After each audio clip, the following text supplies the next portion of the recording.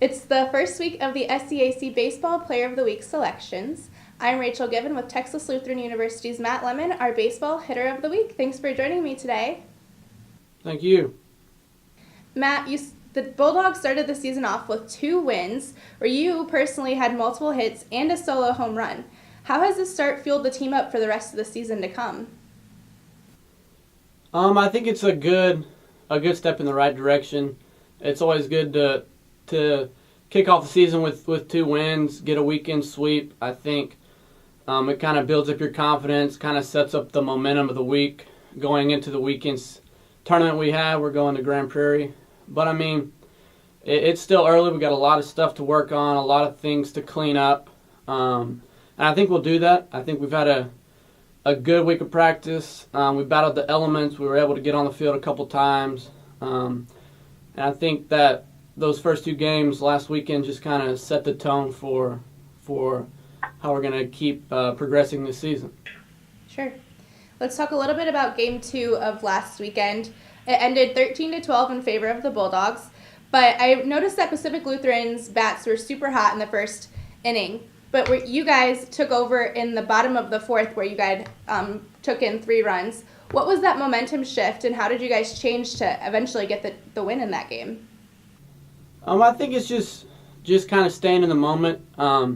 We got down early. I think it was 6-0, but we never panicked. I mean, 9 innings. It's a long game. The game kind of ebbs and flows. That's how it goes, especially on those last games of those weekend series.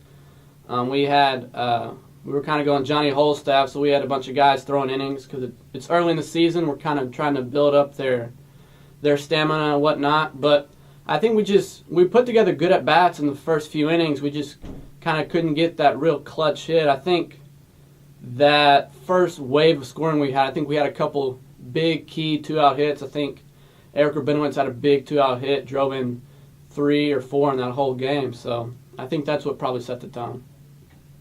And looking ahead, the Bulldogs are playing in the Rusty Gray Classic, like you mentioned earlier.